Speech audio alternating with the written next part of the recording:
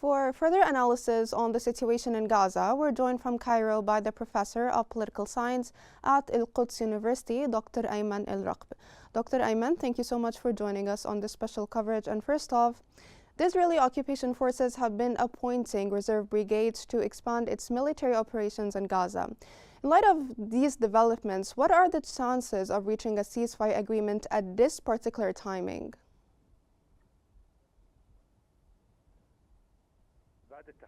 After greetings to you, up till this moment, there are no but attempts from Egypt and Qatar in reaching an agreement for a ceasefire.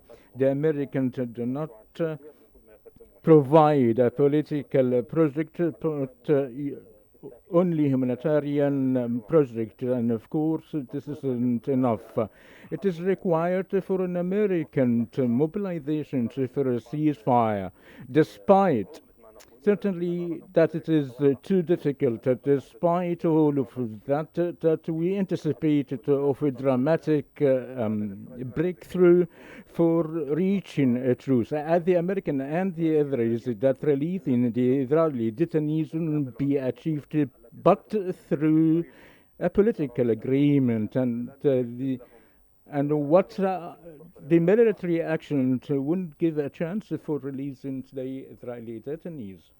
So the U.S. President Donald Trump is currently urging for the delivery of humanitarian aid to Gaza, and actually Gideon Saar is supporting this plan. How do you interpret this?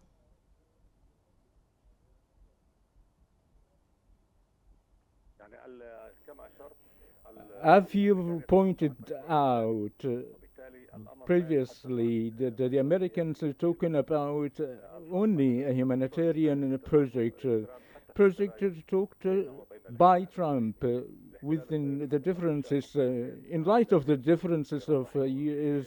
and America. The occupation is talking about transferring the population under the desire of accessing food, and of course, so they will be directed to this area. But the American project is talking about is establishment for areas through which to deliver the food to the population, and in the meantime to remove them to these areas.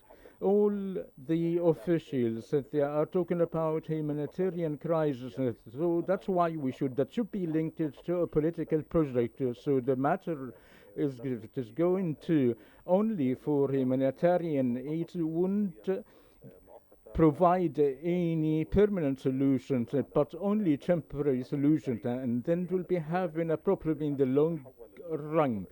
So it is required for this to be transferred into a political vision to end the occupation, not only to deliver the food for the population, but the issue is related to a dire need for providing a political project to end the war and stop the killing against the Palestinian people.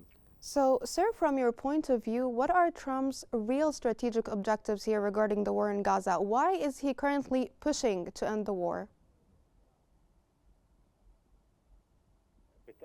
Certainly, Trump is going to visit the region in the current months. It is required from him to provide a vision, to be present before the Arab world. Firstly, he's talking about ending the war from Gaza, but the Arab is requiring from the Americans to provide a political project. The Americans, they realize this very well, as they are partners with the Americans. So I think Trump is pursuing this matter in a way or another. The second matter, that or rather there are American Israeli detainees used to a soldier that was fighting in the confrontation. So Trump is requesting to release him.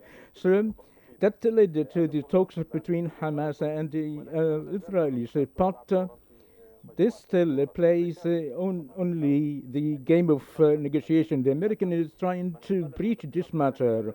Unfortunately, what they upend the agreement are the Americans, and Wishkov proposals is in pendant the agreement agreed upon in previously. Therefore, they return to provide an alternative project. The matter is clear. A project being discussed and adopted that should be abided with, but the Americans return to provide alternative that caused this crisis right now. Now, sir, I have to ask you, how do you view the ongoing dispute between Trump and Netanyahu, and how will this impact the outcome of Trump's anticipated visit to the Middle East?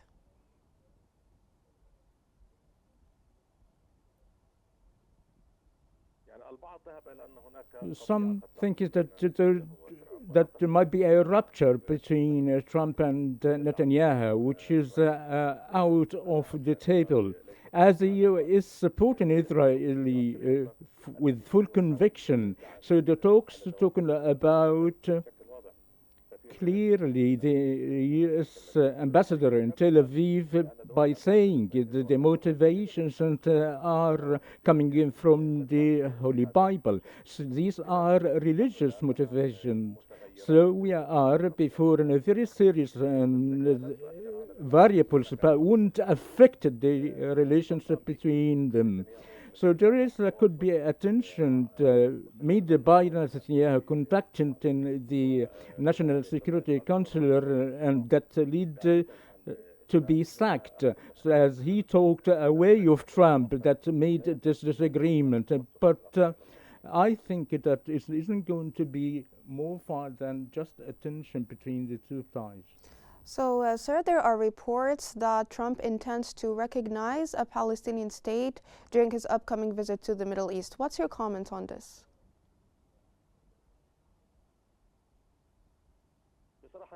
Frankly, it is out of the table.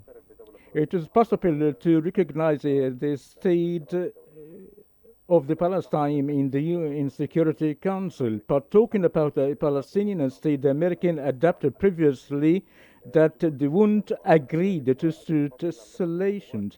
The Republicans, along with who refused such UN Security Council, both Democrats and the Republicans. So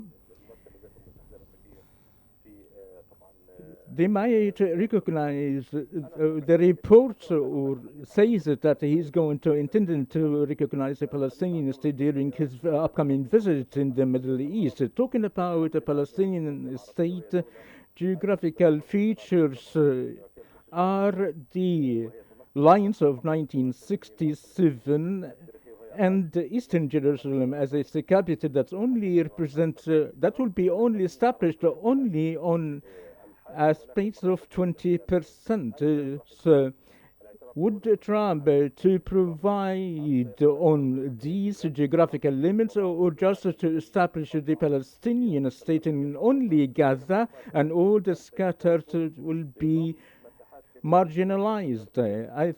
To start with, the Americans already acknowledged and adopted the proposal of more annexations of the Palestinian territories to Israel. We only trust that the only capable front to accept any solution is the United States, and we have a previous experience through Camp David Treaty and Oslo that witnessed through which dialogues in Washington. Therefore, the Americans are only the ones to convince the far-right factions in the Israeli government with the two-state solutions. From Cairo, that was the professor of political science at Al-Quds University, Dr. Ayman Alreqb. Thank you so much for joining us here on Q News.